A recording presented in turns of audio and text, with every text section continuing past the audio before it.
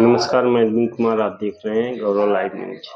बहुजन समाज अब अपने हितों को बचाने के लिए सड़क पर उतर रहा है। बहुजन समाज में यह चेतना बामसेफ के द्वारा आई और बामसेफ बहुजनों का एकमात्र सबसे बड़ा संगठन है जो पूरे देश में SC, ST, OBC और माइनॉरिटी को के सामाजिक मुद्दों को लेकर सड़क से लेकर कोर्ट तक अपनी भूमिका निभाने वाली है, क्योंकि विगत वर्षों से जिस तरह से बामसेफ ने अपने कार्यक्रम को लगातार बढ़ाया है और RSS की अपेक्षा उनका कार्यक्रम लगातार दिन रात अब चल रहा है। जिस तरह से RSS लगातार 24 घंटे कार्यक्रम चलाता है, ठीक उसी के पैरेलल जो है बामसेफ अब लगातार इनके जो ऑफशूट विंग है वो लगातार 24 घंटे के पूरे देश में कार्यक्रम चल रहे हैं, जिससे यह साफ अपनी भूमिका में आने वाला है। अगर सब कुछ ठीक ठाक रहा तो आने वाले 5 से 10 सालों में जो है बामसेफ देश का सबसे बड़ा संगठन होगा। और जिस तरह से मुन्नासिब बहुजन समाज में के ही राष्ट्रीय स्तर के नेता बहुजन समाज को गुमराह करने का काम कर रहे हैं, वो बिल्कुल बेरोजगार हो जाएंगे। उनकी लगभग छुट्टी हो जाएगी, क्योंकि बहुजन समाज अब उनके लिए, उनके हक अधिकारों के लिए सड़क से लेकर कोर्ट तक कौन लड़ रहा है इसकी जानकारी हो चुकी है। बहुजन समाज को अब बताना बाकी नहीं रह गया है कि उनके हितों के लिए लड़ाई कौन लड़ रहा है और कौन बहुजन समाज को गुमराह करने का काम कर रहा है। पूरे देश में सबसे ज्यादा जो आबादी है वो मूल निवासी बहुजन समाज की आबादी, जिनकी संख्या 85% है, लेकिन इन 85% में जो राष्ट्रीय स्तर के बहुजन नेता है वो कहीं ना कहीं बहुजन समाज को गुमराह करने का काम करते हैं।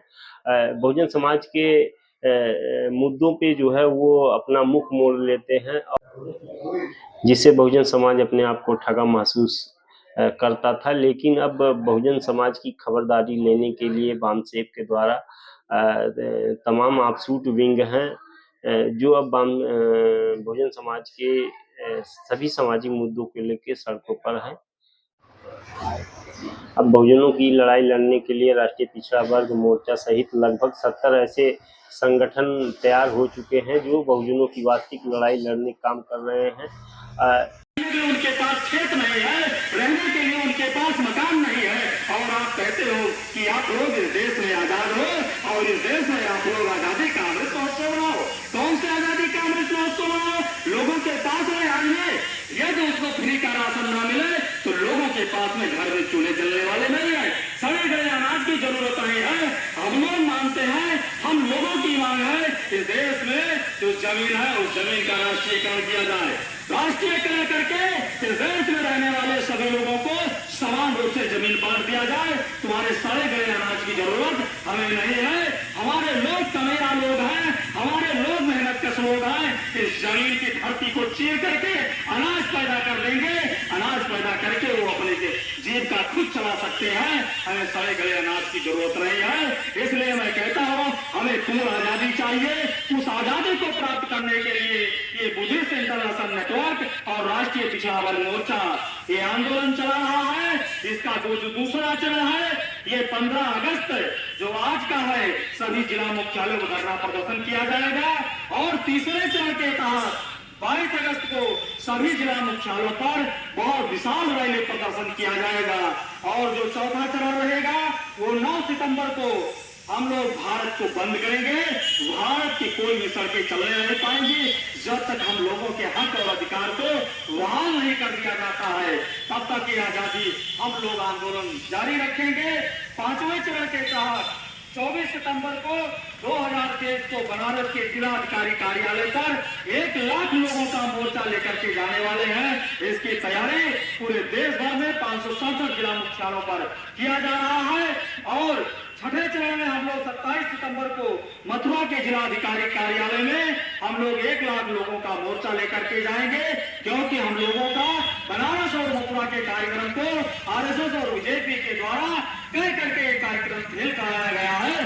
और हम लोगों का जो वहां पर रैली प्रदर्शन होने वाला था उसको जबरन रोका गया। उसके विरोध में हम लोग जिला मुख्यालय पर एक बहुत विशाल रैली प्रदर्शन करेंगे। 26 नवंबर को साथियों बोध गया में राष्ट्रीय स्तर की विशाल रैली होगी, और ये सारे के सारे जो कार्यक्रम किए जा रहे हैं ये कार्यक्रम अपने जो बौद्ध विरासत है उसको बचाने के लिए किया जा रहा है।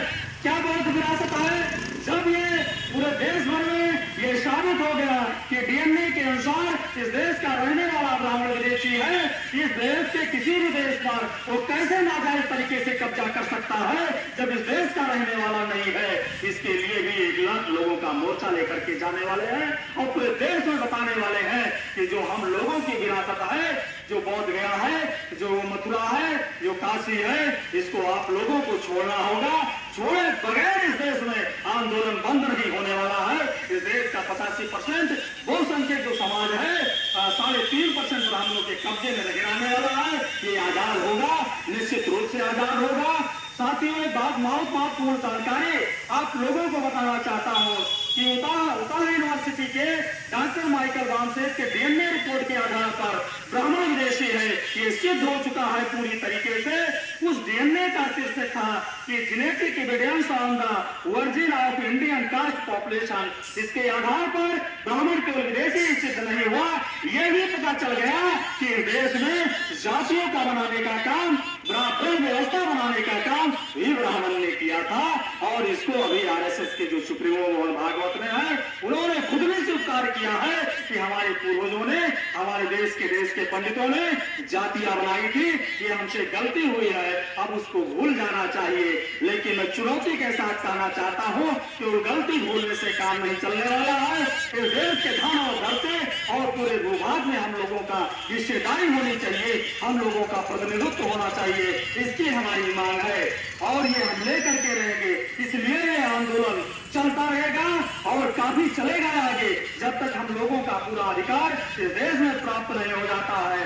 भारत के मूल निवासी लोगों को 6247 जातियों में बांट करके रखा गया है और ये अपने खुद बटे हुए लोग नहीं है, ये लोगों ने बांटा है। इसलिए इस देश में ये समस्या उत्पन्न हुई है तो उनको हम लोग इकट्ठा करने का कार्यक्रम चला रहे हैं और ये कार्यक्रम कंटिन्यू चलेगा।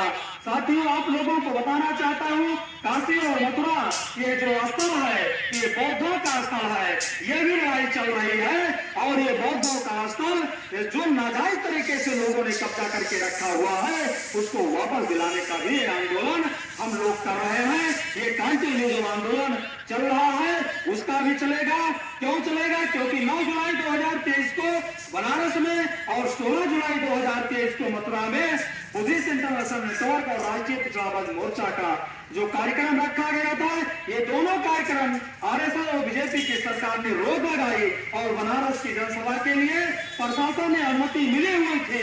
उसके बावजूद 9 जुलाई को रात को 1 बजे प्रशासन ने अनुमति को कैंसिल कर दिया।